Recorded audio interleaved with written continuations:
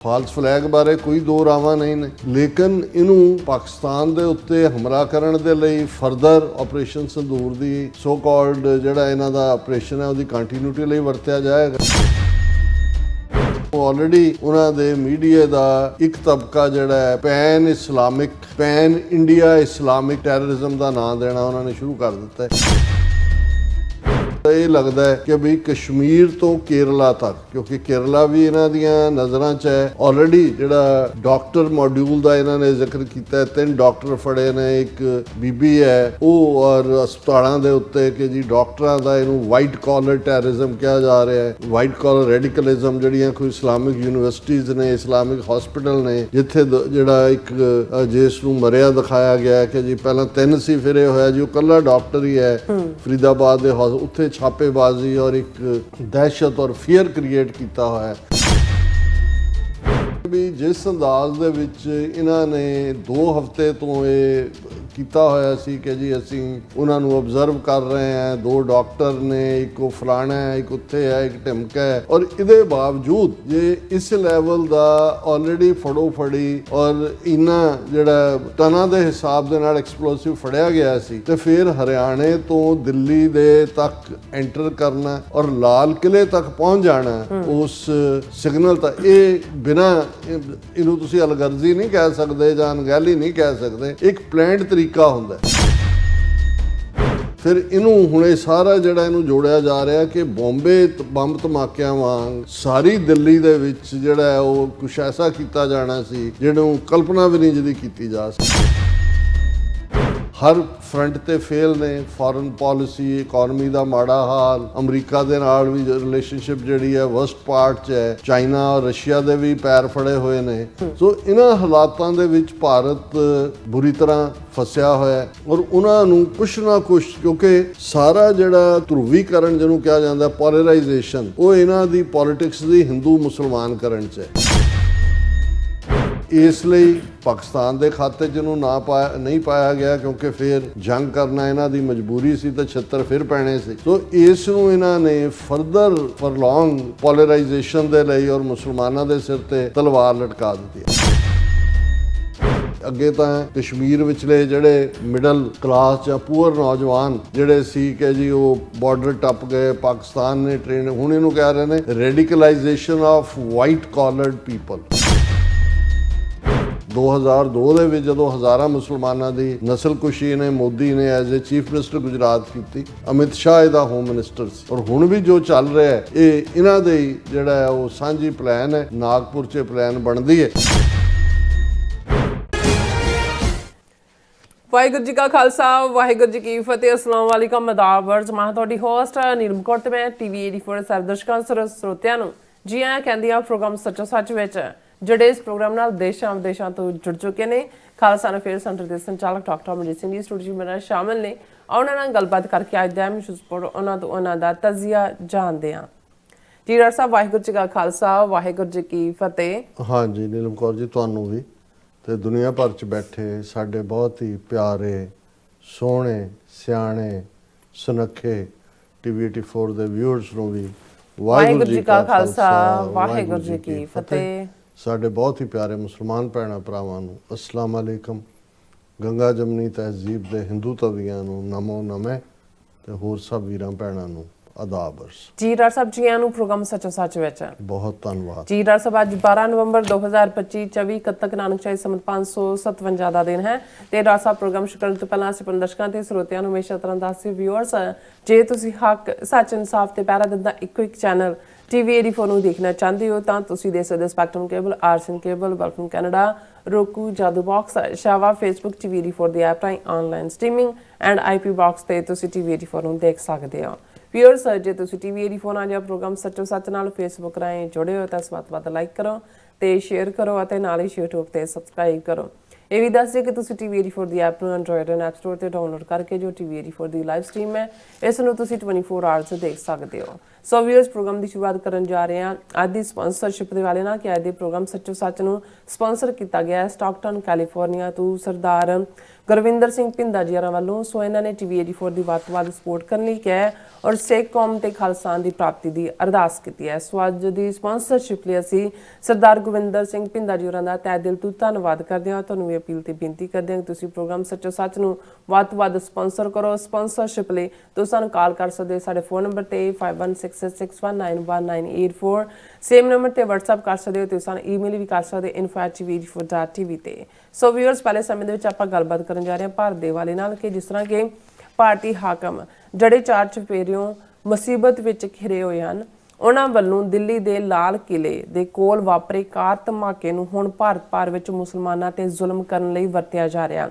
ਕਸ਼ਮੀਰ ਤੋਂ ਲੈ ਕੇ ਕੇਰਲਾ ਤੱਕ ਮੁਸਲਮਾਨ ਯੂਨੀਵਰਸਿਟੀਆਂ, ਜਿਹੜੇ ਹਸਪੀਟਲਸ ਅਤੇ ਜਿਹੜੇ ਡਾਕਟਰਾਂ ਦੇ ਘਰਾਂ ਤੇ ਜਿਹੜੇ ਨੇ ਰੇਡ ਕੀਤੇ ਜਾ ਰਹੇ ਨੇ ਔਰ ਕਸ਼ਮੀਰ ਵਿੱਚ 600 ਤੋਂ ਜ਼ਿਆਦਾ ਲੋਕਾਂ ਨੂੰ ਹਿਰਾਸਤ ਵਿੱਚ ਲਿਆ ਗਿਆ। ਸੋ ਵੀਅਰਸ, ਇਉਂ ਜਾਪਦਾ ਹੈ ਕਿ ਇਸ ਬੰਬ ਧਮਾਕੇ ਨੂੰ ਪਾਕਿਸਤਾਨ ਦੇ ਖਾਤੇ ਵਿੱਚ ਨਾ ਪਾ ਕੇ ਭਾਰਤੀ ਮੁਸਲਮਾਨਾਂ ਤੇ ਕਹਿਰ ਵਰਤਾਉਣ ਲਈ ਜਿਹੜਾ ਉਹਨਾਂ ਨੂੰ ਗੱਦਾਰ ਸਾਬਤ ਕਰਨ ਲਈ ਵਰਤਿਆ ਜਾਏਗਾ ਔਰ ਹਿੰਦੂ ਮੁਸਲਮਾਨ ਧਰੁਵੀਕਰਨ ਦੀ ਬੀਜੇਪੀ ਦੀ ਇੱਕੋ ਇੱਕ ਸਫਲ ਰਾਜਨੀਤੀ ਹੈ। ਸੋ ਇਸ ਬਾਰੇ ਆਪਾਂ ਗੱਲਬਾਤ ਕਰਨ ਜਾ ਰਹੇ ਹਾਂ। ਸੋ ਅਸੀਂ ਚਾਹਾਂਗੇ ਕਿ ਤੁਸੀਂ ਇਸੇ ਤਰ੍ਹਾਂ ਬਣੇ ਰਹਿਣਾ।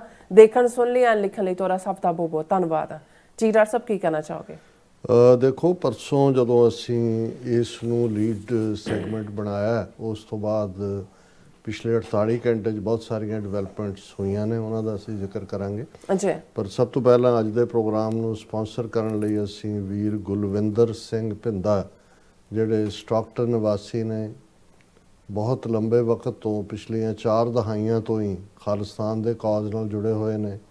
ਸਾਡੇ ਪ੍ਰਤੀ ਉਹਨਾਂ ਦਾ ਇੱਕ ਵਿਸ਼ੇਸ਼ ਲਗਾਵ ਔਰ ਦੋਸਤਾਨਾ ਔਰ ਜਿਸ ਨੂੰ ਕਹੋ ਕਿ ਟਰਸਟਵਰਦੀ ਲੈਵਲ ਤੇ ਜਿਹੜੇ ਜਿਨ੍ਹਾਂ ਦੇ ਨਾਲ ਅਸੀਂ ਖੁੱਲ੍ਹ ਕੇ ਗੱਲ ਕਰ ਸਕਦੇ ਹਾਂ, ਉਹਨਾਂ ਦਾ ਰੁਤਬਾ ਜੀ। ਔਰ ਬਹੁਤ ਸਾਰੀਆਂ ਟ੍ਰੈਜਡੀਜ਼ ਦੇ ਬਾਵਜੂਦ ਪੰਥਕ ਪਿੜ ਦੇ ਵਿੱਚ ਸੇਵਾ ਕਰਦੇ ਹਾਂ, ਉਹਨਾਂ ਨੇ ਇਸ ਪਿੜ ਨੂੰ ਛੱਡਿਆ ਨਹੀਂ ਹੈ। ਔਰ ਅਸੀਂ ਜਿੱਥੇ ਹਮੇਸ਼ਾ ਹੀ ਆਪਣੇ ਉਹਨਾਂ ਵੀਰਾਂ ਭੈਣਾਂ ਦਾ ਜਿਨ੍ਹਾਂ ਨੇ ਲੰਬਾ ਵਕਤ ਜਿਹੜਾ ਉਹ ਸਾਡਾ ਸਾਥ ਦਿੱਤਾ ਹੈ, ਖਾਲਿਸਤਾਨ ਦੇ ਕਾਜ਼ ਨਾਲ ਜੁੜੇ ਹੋਏ ਨੇ, ਉਹਨਾਂ ਪ੍ਰਤੀ ਸ਼ੁਕਰਾਨੇ ਦਾ ਭਾਵ ਰੱਖਦੇ, ਉੱਥੇ ਅਸੀਂ ਇਹ ਆਸ ਵੀ ਕਰਦੇ ਹਾਂ ਕਿ ਜਿੱਥੇ ਜਿਉਂ-ਜਿਉਂ ਚੈਲੰਜ ਵੱਧਦੇ ਨੇ, ਠੀਕ ਹੈ, ਘਰੇਲੂ ਜ਼ਿੰਮੇਵਾਰੀਆਂ, ਗ੍ਰਸਤੀਆਂ ਜ਼ਿੰਮੇਵਾਰੀਆਂ, ਕਾਰੋਬਾਰੀ ਉਤਰਾਅ ਚੜ੍ਹਾਅ ਵੀ ਹੁੰਦੇ ਨੇ, ਪਰ ਜਿਸ ਆਸ਼ੇ ਨੂੰ ਲੈ ਕੇ ਜਿਹੜੇ ਵੀਰ ਭੈਣਾਂ ਤੁਰੇ ਸੀ, ਜਿਨ੍ਹਾਂ ਦੇ ਸਾਥੀ ਸੰਗੀ ਕੋਈ ਜੰਗ ਦੇ ਮੈਦਾਨ ਦੇ ਵਿੱਚ ਖਾਲਿਸਤਾਨੀ ਰਣਭੂਮੀ ਦੇ ਵਿੱਚ ਸ਼ਹੀਦ ਹੋਇਆ, ਕੋਈ ਜੇਲ੍ਹਾਂ 'ਚ ਹੈ, ਔਰ ਟੀਵੀ 84 ਇੱਕ ਆਵਾਜ਼ ਬਣ ਕੇ ਉਹਨਾਂ ਦੀ ਸ਼ਹਾਦਤ ਦੇ ਨਾਲ, ਉਹਨਾਂ ਦੇ ਡੁੱਲੇ ਖੂਨ ਨੂੰ ਇੱਕ ਸਿਆਸੀ ਖਾਲਿਸਤਾਨ ਦੀ ਮੰਗ, ਜਿਹੜੀ ਕਿ ਸੰਤ ਪਿੰਡਾਂ ਵਾਲਿਆਂ ਦੇ ਇਹ ਅਲਫਾਜ਼ ਸਨ ਕਿ ਖਾਲਸਾ ਜੀ ਸ਼ਹੀਦਾਂ ਦੇ ਖੂਨ ਦਾ ਹੱਕ ਲੈਣੇ। ਇਹ ਠੀਕ ਹੈ ਕਿ ਵਕਤ ਦੇ ਨਾਲ ਇਹਨਾਂ 40 ਵਰਿਆਂ 'ਚ ਬਹੁਤ ਸਾਰੀਆਂ ਤਬਦੀਲੀਆਂ ਹੋਈਆਂ ਨੇ। ਨਵੇਂ ਨੌਜਵਾਨ, ਨਵੀਆਂ ਜਥੇਬੰਦੀਆਂ ਆਪੋ ਆਪਣੇ ਢੰਗ ਦੇ ਨਾਲ ਸੇਵਾ ਕਰ ਰਹੀਆਂ ਨੇ। ਕੁਛ ਲੰਬੇ ਵਕਤ ਪੰਜਾਬ ਦੇ ਵਿੱਚ ਦਲ ਖਾਲਸਾ ਜਾਂ ਭਾਈ ਦਲਜੀਤ ਸਿੰਘ ਹੋਰਾਂ ਦੀ ਅਗਵਾਈ ਦੇ ਵਿੱਚ ਉਹ ਆਪਣੇ ਢੰਗ ਤਰੀਕੇ ਦੇ ਨਾਲ ਜੋ ਵੀ ਉਹ ਯੋਗ ਸਮਝਦੇ ਨੇ, ਕਈ ਪੈਂਤੜੇ ਬਦਲਣੇ ਪੈਂਦੇ ਨੇ, ਕਈ ਵਾਰ ਜਿਹੜਾ ਉਸ ਨੂੰ ਭਾਵੇਂ ਕੋਈ ਦੂਸਰਾ ਡਿਫਰੈਂਟ ਰੰਗਤ ਦੇ ਵਿੱਚ ਦੇਖੇ। ਇਵੇਂ ਹੀ ਸ਼੍ਰੋਮਣੀ ਅਕਾਲੀ ਦਲ ਅੰਮ੍ਰਿਤਸਰ ਸਰ ਸਿਮਰਨਜੀਤ ਸਿੰਘ ਮਾਨ ਦੀ ਅਗਵਾਈ 'ਚ ਪੰਜਾਬ ਦੇ ਵਿੱਚ ਵੀ, ਬਾਹਰਲੇ ਮੁਲਕਾਂ 'ਚ ਵੀ, ਖਾਸ ਤੌਰ 'ਤੇ ਅਸੀਂ ਅਮਰੀਕਾ ਦੇ ਵਿੱਚ ਹਰ ਉਸ ਜਥੇਬੰਦੀ ਦੇ ਨਾਲ ਸਹਿਯੋਗ ਕਰਦੇ ਹਾਂ ਜਿਹੜੀ ਖਾਲਿਸਤਾਨ ਦੇ ਪੈਂਡੇ ਨੂੰ ਆਪਣਾ ਪੈਂਡਾ ਸਮਝਦੀ ਹੈ। ਮੰਜ਼ਿਲ ਤਾਂ ਸਤਿਗੁਰੂ ਦੇ ਕੋਲ ਹੈ। ਇਸੇ ਤਰ੍ਹਾਂ ਸਿੱਖਸ ਫਾਰ ਜਸਟਿਸ, ਜਿਨ੍ਹਾਂ ਨੇ ਖਾਲਿਸਤਾਨ ਰੈਫਰੈਂਡਮ ਦੇ ਮੂਵ ਰਾਹੀਂ ਦੁਨੀਆ ਭਰ ਦੇ ਵਿੱਚ ਜਿੱਥੇ ਅਵੇਅਰਨੈਸ ਪੈਦਾ ਕੀਤੀ, ਉੱਥੇ ਸਫਲਤਾ ਨਾਲ ਭਾਰਤੀ ਇਸ ਝੂਠੇ ਪ੍ਰੋਪੇਗੈਂਡਾ ਨੂੰ ਵੀ ਭੰਨਿਆ ਕਿ ਬਾਹਰਲੇ ਮੁਲਕਾਂ 'ਚ ਐਵੇਂ ਉਂਗਲੀਆਂ ਤੇ ਗਿਣਨ ਵਾਲੇ ਜਿਹੜੇ ਨੇ ਉਹੀ ਖਾਲਿਸਤਾਨ ਚਾਹੁੰਦੇ ਨੇ, ਜਾਂ ਜਿਨ੍ਹਾਂ ਦੀ ਰੋਟੀ ਰੋਜ਼ੀ ਇਹਦੇ ਨਾਲ ਜੁੜੀ ਹੋਈ ਹੈ। ਸੋ ਜਿਵੇਂ ਹਜ਼ਾਰਾਂ ਦੀ ਗਿਣਤੀ ਦੇ ਵਿੱਚ ਜਿੱਥੇ ਜਿੱਥੇ ਵੀ 5 ਆਈਜ਼ ਕੰਟਰੀਜ਼ ਦੇ ਵਿੱਚ ਰੈਫਰੈਂਡਮ ਹੋਇਆ, ਸਿੱਖ ਸੰਗਤਾਂ ਨਿਕਲੀਆਂ ਨੇ। ਹੁਣ ਵੀ ਓਟਵਾ ਦੇ ਜਿਹੜਾ ਮੇਨ ਆਉਣ ਵਾਲੇ ਦਿਨਾਂ ਦੇ ਵਿੱਚ ਹੈ ਰੈਫਰੈਂਡਮ, ਉਹਦੇ ਲਈ ਇੰਨੀ ਠੰਡ ਦੇ ਬਾਵਜੂਦ ਵੀ ਉਹ ਆਪਣਾ ਕੰਮ ਤੇ ਲੱਗੇ ਹੋਏ ਨੇ। ਔਰ ਈਵਨ ਐਸ ਜੈ ਸ਼ੰਕਰ, ਜਿਹੜਾ ਕਿ G7 ਦੀ ਮੀਟਿੰਗ ਦੇ ਲਈ ਕੈਨੇਡਾ ਆਇਆ ਹੋਇਆ, ਉਸ ਦੇ ਖਿਲਾਫ ਸਿੱਖਸ ਫਾਰ ਜਸਟਿਸ ਵੱਲੋਂ ਮਾਈਨਸ ਟੈਂਪਰੇਚਰ ਦੇ ਬਾਵਜੂਦ ਖਾਲਿਸਤਾਨੀ ਝੰਡਿਆਂ ਦੇ ਨਾਲ ਰੈਲੀ ਕੀਤੀ ਜਾ ਰਹੀ ਹੈ। ਸੋ ਕਿਉਂਕਿ ਅਸੀਂ ਆਪਣਾ ਸਫ਼ਰ ਇੱਕ ਐਕਟਿਵਿਸਟ ਦੇ ਤੌਰ ਤੇ 4 ਦਹਾਕੇ ਪਹਿਲਾਂ ਹੀ ਲਗਭਗ ਸ਼ੁਰੂ ਕੀਤਾ ਔਰ ਸਾਨੂੰ ਪਤਾ ਹੈ ਵੀ ਕਿਸ ਕਿਸਮ ਦੀਆਂ ਡਿਫਿਕਲਟੀਜ਼ ਹੁੰਦੀਆਂ ਨੇ। ਸੋ ਬੇਸ਼ੱਕ ਇਖਤਲਾਫਾਤ ਜਾਂ ਕਈ ਵਾਰ ਵਨ ਅਪਮੈਨਸ਼ਿਪ ਨੂੰ ਅਸੀਂ ਪਸੰਦ ਨਹੀਂ ਕਰਦੇ, ਉਹ ਅਸੀਂ ਪੁਆਇੰਟ ਆਊਟ ਵੀ ਕਰਦੇ ਹਾਂ, ਪਰ ਮੈਂ ਸਮਝਦਾ ਵੀ ਜਿਹੜੀ ਜ਼ੀਲ, ਐਂਥੂਜ਼ੀਆਜ਼ਮ ਔਰ ਕੰਟੀਨਿਊਟੀ ਦੇ ਨਾਲ ਜਿਹੜਾ ਵੀ ਜਿੱਥੇ ਲੱਗਾ ਹੋਇਆ ਹੈ ਉਸ ਦੀ ਅਸੀਂ ਤਾਰੀਫ ਕਰਦੇ ਹਾਂ। ਸੋ ਅਸੀਂ ਸਮਝਦੇ ਹਾਂ ਕਿ ਇੱਕ ਵੱਡਾ ਤਬਕਾ ਖਾਸ ਤੌਰ ਤੇ ਜਿਹੜੇ ਗੁਰਦੁਆਰਿਆਂ ਤੇ ਕਾਬਜ਼ ਹੋਏ, ਕਾਬਜ਼ ਲਫ਼ਜ਼ ਮੈਂ ਇਸ ਲਈ ਕਹਿ ਰਿਹਾ ਕਿਉਂਕਿ ਜਦੋਂ ਇੱਕ ਟੀਮ ਇੱਕ ਵਾਰ ਗੁਰਦੁਆਰਾ ਸਾਹਿਬਾਨ ਦੇ ਕਿਸੇ ਪ੍ਰਬੰਧ 'ਚ ਆਉਂਦੀ ਹੈ, ਫਿਰ ਉਹ ਉਸ ਨੂੰ ਯਕੀਨੀ ਬਣਾਉਂਦੇ ਨੇ ਕਿ ਉਹਨਾਂ ਜਾਂ ਉਹਨਾਂ ਦੇ ਧੜੇ ਦੇ ਹੀ, ਭਾਵੇਂ ਉਹ ਖਾਲਿਸਤਾਨ ਦੇ ਨਾਂ ਥੱਲੇ ਹੀ ਹੁੰਦਾ ਕਿ ਜੀ ਜੇ ਅਸੀਂ ਨਿਕਲ ਗਏ ਤਾਂ ਖਾਲਿਸਤਾਨ ਦੀ ਗੱਲ ਨਹੀਂ ਹੋਏਗੀ, ਪਰ ਬਹੁਤ ਸਾਰੀਆਂ ਥਾਵਾਂ ਤੇ ਤਾਂ ਹੁਣ ਇਹ ਦੇਖਣ 'ਚ ਹੁੰਦਾ ਕਿ ਦੋਵੇਂ ਪਾਸੇ ਹੀ ਖਾਲਿਸਤਾਨੀ ਧਿਰਾਂ ਹੁੰਦੀਆਂ ਨੇ। ਬਿਲਕੁਲ। ਔਰ ਉਹ ਇੱਕ ਆਪਣੀ ਵਕਾਰ ਦੀ ਲੜਾਈ ਜਾਂ ਇੰਡੀਵਿਜੂਅਲ ਪਰਸਨੈਲਿਟੀ ਕਲੈਸ਼ ਜਾਂ ਜਿਹੜਾ ਇੰਡੀਵਿਜੂਅਲ ਈਗੋ ਕਲੈਸ਼ ਜਿਹੜਾ ਬਹੁਤ ਸਾਰੀਆਂ ਥਾਵਾਂ ਤੇ ਇੱਕ ਆਧਾਰ ਬਣ ਗਿਆ। ਔਰ ਜਦੋਂ ਇਸ ਕਿਸਮ ਦਾ ਸ਼ੁਰੂ ਹੋ ਜਾਂਦਾ ਹੈ, ਫਿਰ ਜਿਹੜੀ ਕਾਜ਼ ਪ੍ਰਤੀ ਸੁਹਿਰਦਤ ਹੈ ਜਾਂ ਕਾਜ਼ ਪ੍ਰਤੀ ਕੰਟਰੀਬਿਊਸ਼ਨ ਹੈ, ਉਹ ਭਾਵੇਂ ਟਾਈਮ ਦੀ ਹੋਏ, ਉਸ ਮੁੱਦੇ ਦੇ ਉੱਤੇ ਕੋਈ ਕੁਛ ਕਰਨ ਦੀ ਹੋਏ ਜਾਂ ਫਾਈਨੈਂਸ਼ੀਅਲ ਹੋਏ, ਉਸ ਵੱਲ ਜਿਹੜਾ ਹੈ ਉਹ ਕਦਮ ਹੌਲੇ ਹੋ ਜਾਂਦੇ ਨੇ। ਸੋ ਸਟਾਕਟਨ ਗੁਰਦੁਆਰਾ ਸਾਹਿਬ ਇੱਕ ਵੱਡੀ ਹੱਬ ਹੈ ਜਿੱਥੇ ਭਾਈ ਗੁਲਵਿੰਦਰ ਸਿੰਘ ਪਿੰਦਾ ਨੇ ਮੁੱਖ ਸੇਵਾਦਾਰ ਦੇ ਤੌਰ ਤੇ ਉੱਤੇ ਵੀ ਔਰ ਪੂਰੀ ਤਨਦੇਹੀ ਦੇ ਨਾਲ ਸੇਵਾ ਕੀਤੀ ਹੈ। ਹੁਣ ਵੀ ਜਿਹੜਾ ਉੱਥੇ ਜੁਟੇ ਹੋਏ ਨੇ ਔਰ ਗਦਰੀ ਬਾਬਿਆਂ ਦਾ ਗੁਰਦੁਆਰਾ ਹੈ, ਖਾਲਿਸਤਾਨ ਦਾ ਝੰਡਾ ਵੀ ਲਹਿਰਾਇਆ ਹੋਇਆ ਹੈ। ਅੱਛਾ। ਔਰ ਅਸੀਂ ਆਸ ਕਰਦੇ ਹਾਂ ਕਿ ਜਿੱਥੇ ਸਟੈਡਫਾਸਟਲੀ ਉਹ ਆਪਣੇ ਬਾਕੀ ਕੰਮਾਂ ਦੇ ਵਿੱਚ ਜਿਹੜੇ ਨੇ ਉਹ ਪੂਰੇ ਤਤਪਰ ਨੇ, ਉੱਥੇ ਕੌਮੀ ਘਰ ਖਾਲਿਸਤਾਨ ਦੇ ਲਈ ਔਰ ਖ਼ਾਸ ਤੌਰ ਤੇ TV 84 ਵੱਲ ਵੀ ਇਵੇਂ ਹੀ ਆਪਣੀ ਨਜ਼ਰ ਅਨਾਇਤ ਰੱਖਣਗੇ। ਬਿਲਕੁਲ। ਪਰਸੋਂ ਜਦੋਂ ਅਸੀਂ ਦਿੱਲੀ ਧਮਾਕੇ ਦਾ ਜ਼ਿਕਰ ਕੀਤਾ, ਉਦੋਂ ਘੱਟ ਜਾਣਕਾਰੀ ਸੀ। ਹਾਲਾਂਕਿ ਇਹਨਾਂ 48 ਘੰਟਿਆਂ 'ਚ ਵੀ ਕੋਈ ਬਹੁਤ ਜ਼ਿਆਦਾ ਕਲੂ ਤਾਂ ਨਹੀਂ ਸਾਹਮਣੇ ਆਏ ਕਿਉਂਕਿ ਮੁੱਢਲੀ ਜਾਣਕਾਰੀ ਦੇ ਮੁਤਾਬਕ ਤਾਂ ਇਹੀ ਸੀ ਕਿ ਭਾਈ ਇੰਨੇ ਵਜੇ ਸ਼ਾਮ ਨੂੰ 5 ਵਜੇ ਦੇ ਕਰੀਬ ਰੈੱਡ ਫੋਰਟ, ਲਾਲ ਕਿਲ੍ਹਾ, ਜਿਹੜਾ ਜਦੋਂ ਅਸੀਂ ਸਿੰਬੋਲਿਜ਼ਮ ਦੇਖਦੇ ਹਾਂ, ਹਾਲਾਂ ਬਹੁਤ ਸਿਆਂ ਨੂੰ ਲੱਗਦਾ ਵੀ ਸਾਰੇ ਲੋਧੀ ਪਠਾਣਾ ਤੋਂ ਲੈ ਕੇ ਤੇ ਮੁਗਲਾਂ ਦੀ ਰਾਜਧਾਨੀ ਦਿੱਲੀ ਰਹੀ ਹੈ ਜਾਂ ਲਾਲ ਕਿਲ੍ਹਾ ਰਹੀ ਹੈ। ਲਾਲ ਕਿਲ੍ਹਾ ਤਾਂ ਸ਼ਾਹਜਹਾਂ ਨੇ ਬਣਵਾਇਆ ਔਰ ਉਸ ਦੀ ਵੀ ਉਸ ਪੀਰੀਅਡ 'ਚ ਵੀ ਉਹਨਾਂ ਦੀ ਰਾਜਧਾਨੀ ਆਗਰੇ ਸੀ। ਫਿਰ ਈਵਨ ਅਕਬਰ ਦੇ ਜ਼ਮਾਨੇ ਦੇ ਵਿੱਚ ਇੱਕ ਵਾਰ ਫਤਿਹਪੁਰ ਸੀਕਰੀ ਵੀ ਜਿਹੜੀ ਹੈ ਉਹ ਬਣੀ। ਜ਼ਿਆਦਾ ਦੇਰ ਆਗਰਾ, ਜਹਾਂਗੀਰ ਜਿਹੜਾ ਇਸ ਦਾ ਅਕਬਰ ਦਾ ਲੜਕਾ ਸੀ, ਉਹ ਜ਼ਿਆਦਾ ਲਾਹੌਰ ਰਿਹਾ। ਔਰ ਜਿਹੜਾ ਸ਼ੇਖੂਪੁਰ ਹੈ ਉਹਦਾ ਨਿਕਨੇਮ ਕਿਉਂਕਿ ਸ਼ੇਖੂ ਸੀ ਉਹਨੇ ਹੀ ਵਸਾਇਆ ਹੋਇਆ। ਔਰ ਲਾਹੌਰ ਦਾ ਕਿਲ੍ਹਾ ਜਿਹੜਾ ਉਸ ਪੀਰੀਅਡ ਦੇ ਵਿੱਚ ਹੀ ਜਿਹੜਾ ਉਹ ਹੋਂਦ ਦੇ ਵਿੱਚ ਆਉਂਦਾ। ਲੇਕਿਨ ਇਸ 'ਚ ਕੋਈ ਸ਼ੱਕ ਨਹੀਂ ਹੈ ਕਿ 15 ਅਗਸਤ ਜਾਂ 26 ਜਨਵਰੀ ਖਾਸ ਤੌਰ ਤੇ ਜਦੋਂ ਆਜ਼ਾਦੀ ਦਾ ਐਲਾਨਨਾਮਾ ਨਹਿਰੂ ਨੇ ਕੀਤਾ 14 ਔਰ 15 ਅਗਸਤ ਦੀ ਦਰਮਿਆਨੀ ਰਾਤ ਨੂੰ, ਤੇ ਲਾਲ ਕਿਲ੍ਹਾ ਇਹੀ ਪਾਵਰ ਦੀ ਨਿਸ਼ਾਨੀ ਸੀ। ਔਰ ਸ਼ਾਇਦ ਬ੍ਰਿਟਿਸ਼ਰਜ਼ ਨੇ ਵੀ, ਹਾਲਾਂ ਬ੍ਰਿਟਿਸ਼ਰਜ਼ ਨੇ ਕਲਕੱਤੇ ਨੂੰ ਰਾਜਧਾਨੀ ਬਣਾਇਆ 1757 'ਚ, ਪਲਾਸੀ ਦੀ ਜੰਗ ਤੋਂ ਬਾਅਦ ਕਲਕੱਤਾ ਰਾਜਧਾਨੀ ਰਹੀ। ਔਰ ਮੈਂ ਕਿਤੇ ਪੜ੍ਹ ਰਿਹਾ ਸੀ ਕਿ ਵੀ ਜਦੋਂ ਕਲਕੱਤਾ, ਹਾਲਾਂ ਸਮਰ ਕੈਪੀਟਲ ਬ੍ਰਿਟਿਸ਼ ਸਾਮਰਾਜ ਦੀ ਸ਼ਿਮਲਾ ਹੁੰਦੀ ਸੀ, ਕਲਕੱਤਾ ਗਰਮ ਹੈ ਔਰ ਖ਼ਾਸ ਤੌਰ ਤੇ ਗਰਮੀ ਦੇ ਮੌਸਮ 'ਚ ਉਹ ਇੰਡੀਆ ਦਾ ਜਿਹੜਾ 2 ਮਹੀਨੇ 3 ਮਹੀਨੇ ਕੈਪੀਟਲ ਸ਼ਿਮਲਾ ਸੀ। ਪੂਰਾ ਵਾਇਸਰਾਏ ਤੋਂ ਲੈ ਕੇ ਮਿਨਿਸਟਰੀਅਲ ਮੀਟਿੰਗ ਸਭ ਲੱਦ ਲਦਾ ਕੇ ਸਮਾਨ ਫਾਈਲਾਂ ਇੱਧਰ ਆ ਜਾਂਦੇ ਸੀ। ਤੇ ਕਲਕੱਤਾ ਵਰਕਆਊਟ ਕਰ ਰਿਹਾ ਸੀ, ਸ਼ਿਮਲਾ ਵੀ ਵਰਕਆਊਟ ਕਰ ਰਿਹਾ ਸੀ। ਫਿਰ ਨਵੀਂ ਦਿੱਲੀ ਨੂੰ, ਕਿਉਂਕਿ ਨਿਊ ਦਿੱਲੀ ਜਿਹੜੀ ਬਣਾਈ ਉਹ ਅੰਗਰੇਜ਼ਾਂ ਨੇ ਬਣਾਈ, ਹਾਲਾਂਕਿ ਮੁਕੰਮਲ ਹੋ ਜਾ ਕੇ ਜਿਹੜੀ ਹੈ ਉਸ ਨੂੰ 1911 ਦੇ ਵਿੱਚ ਕਿਹਾ ਜਾਂਦਾ, ਲੇਕਿਨ ਜਿਹੜੀ ਐਜ਼ ਏ ਕੈਪੀਟਲ ਸ਼ਿਫਟ ਹੋਈ 1931 'ਚ ਹੋਈ। ਉਦੋਂ ਅੰਗਰੇਜ਼ਾਂ ਨੇ ਇਹ ਨਹੀਂ ਸੀ ਸੋਚਿਆ ਵੀ ਅਸੀਂ ਕਦੇ ਮੁਲਕ ਛੱਡਣਾ। ਇਹ ਤਾਂ ਸੈਕੰਡ ਵਰਲਡ ਵਾਰ ਨੇ ਉਹਨਾਂ ਨੂੰ ਇੰਨਾ ਕੰਗਾਲ ਕਰ ਦਿੱਤਾ ਕਿ 1931 ਤੋਂ ਤੁਸੀਂ ਅੰਦਾਜ਼ਾ ਲਾ ਲਓ ਵੀ 16-17 ਸਾਲ ਦੇ ਵਿੱਚ ਨਵੀਂ ਦਿੱਲੀ ਉਹਨਾਂ ਨੂੰ ਛੱਡਣੀ ਪਈ। ਲੇਕਿਨ ਜਿਹੜੀ ਗੱਲ ਵਕਾਰ ਦੀ ਹੈ, ਉਹਨਾਂ ਨੂੰ ਇਹ ਲੱਗਦਾ ਸੀ ਕਿ ਵੀ ਇਹ ਜਿਹੜਾ ਮੁਗਲੀਆ ਰਾਜ ਰਿਹਾ ਉਹਦੇ ਲਈ ਦਿੱਲੀ, ਲਾਲ ਕਿਲ੍ਹਾ ਔਰ ਜੋ ਉਹਨਾਂ ਦੇ ਸਿੰਬਲ ਸੀ, ਜਿਹੜੇ ਉਹਨਾਂ ਨੇ ਮਕਬਰੇ ਬਣਾਏ, ਉਹ ਹਮਾਯੂੰ ਦਾ ਹੈ ਕਿ ਦੂਸਰਿਆਂ ਦਾ ਹੈ, ਅਲਤਮਸ਼ ਦਾ ਹੈ ਕਿ ਕਿਹਦਾ, ਉਹ ਉਹਨਾਂ ਦੇ ਰਾਜ ਦੀਆਂ ਨਿਸ਼ਾਨੀਆਂ ਵੀ ਨੇ ਤੇ ਉਹਨਾਂ ਦਾ ਪ੍ਰਾਈਡ ਵੀ ਹੈ, ਜਿਹੜਾ ਕਲਕੱਤੇ ਨਾਲ ਜਿਹੜਾ ਨਹੀਂ ਸੀ ਜੁੜਿਆ ਹੋਇਆ। ਸੋ ਉਹਨਾਂ ਨੇ ਦਿੱਲੀ ਦੇ ਨਾਲ ਬਰਾਬਰ ਨਿਊ ਦਿੱਲੀ, ਕਿਉਂਕਿ ਮੁਗਲਾਂ ਵੇਲੇ ਦਿੱਲੀ ਸੀ ਨਿਊ ਦਿੱਲੀ, ਲੇਕਿਨ ਜਿਹੜਾ ਇੰਡੀਅਨ 47 ਤੋਂ ਬਾਅਦ ਔਰ ਬ੍ਰਿਟਿਸ਼ਰਸ ਨੇ 1911 ਤੋਂ 1931 ਤੱਕ ਉਹ ਸਾਰਾ ਕੁਝ ਮੁਕੰਮਲ ਹੁੰਦਾ, ਬੜੀਆਂ ਬਣਾਈਆਂ ਬਿਲਡਿੰਗਾਂ, ਵਾਇਸਰਾਏ ਦਾ ਘਰ ਔਰ ਦੂਜੇ ਕੋਈ ਪਾਰਲੀਮੈਂਟ ਹਾਊਸ ਬਣਾਇਆ, ਕੋਈ ਰਾਸ਼ਟਰਪਤੀ ਭਵਨ ਬਣਾਇਆ ਔਰ ਦੂਜਾ। ਸੋ ਉਹ ਜਿਹੜਾ ਪ੍ਰਾਈਡ ਬ੍ਰਿਟਿਸ਼ਰਸ ਨੇ ਆਪਣੀ ਲੈਗੇਸੀ ਦੇ ਨਾਲ ਜਿਹੜਾ ਉਹ ਸਥਾਪਿਤ ਕਰਨਾ ਸੀ, ਉਹ ਤਾਂ ਉਹਨਾਂ ਨੂੰ ਨਸੀਬ ਨਹੀਂ ਹੋਇਆ।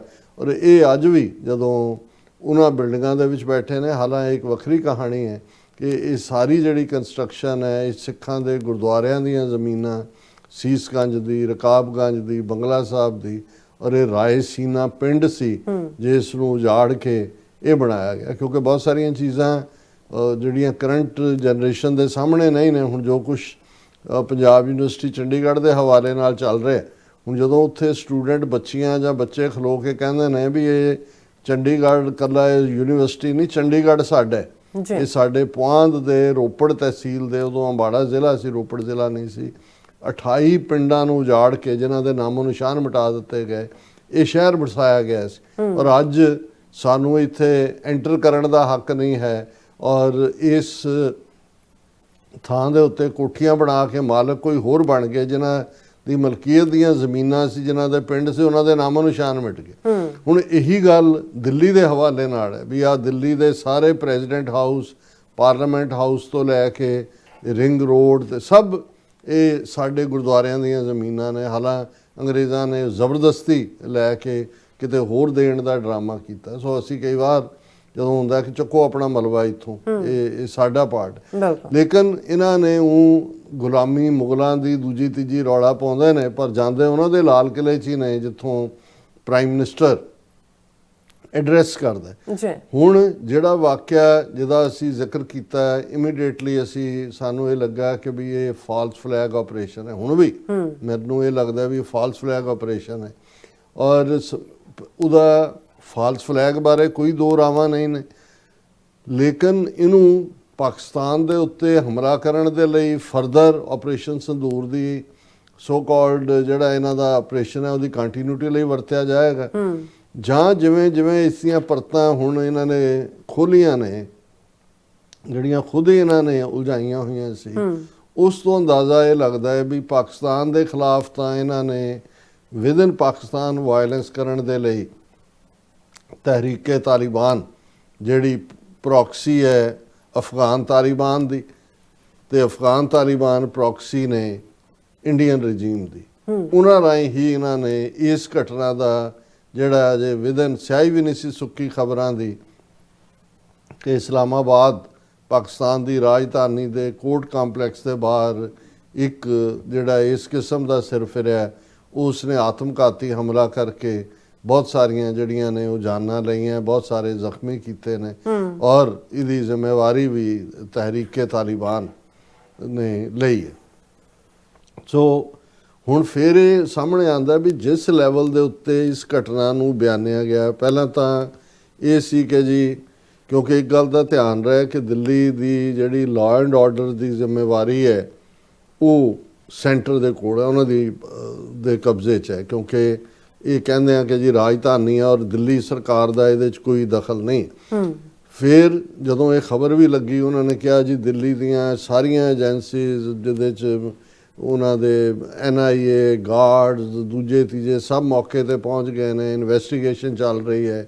ਪਹਿਲਾਂ ਇਹ ਆਇਆ ਕਿ ਜੀ ਇਹ ਧਮਾਕਾ ਜਿਹੜਾ ਟ੍ਰੈਫਿਕ ਸਿਗਨਲ ਤੇ ਹੋਇਆ, ਸਲੋ ਮੂਵਿੰਗ ਹੁੰਡਾਈ ਕਾਰ 'ਚ 3 ਬੰਦੇ ਉਹਦੇ 'ਚ ਬੈਠੇ ਸੀ, ਉਹ ਵੀ ਉੱਡ ਗਏ ਕਿ, ਔਰ ਪਹਿਲੀਆਂ ਖਬਰਾਂ ਤਾਂ ਉਹਨੂੰ CNG ਸਿਲੰਡਰ ਦੇ ਨਾਲ ਹੀ ਜੋੜਿਆ ਗਿਆ ਕਿ ਭਾਈ ਮੋਸਟ ਕਿਉਂਕਿ ਕੋਈ ਪੈਲਟ ਨਹੀਂ ਮਿਲੇ, ਕੋਈ ਹੋਰ ਜਿਹੜਾ ਕਿ ਬੰਬ ਧਮਾਕਾ ਜਦੋਂ ਹੁੰਦਾ ਉਸ ਦੇ ਵਿੱਚ ਜੋ ਸਪਲਿੰਟਰ ਔਰ ਜੋ ਹੁੰਦਾ ਇਸ ਕਿਸਮ ਦਾ ਕੁਝ ਨਹੀਂ ਸੀ।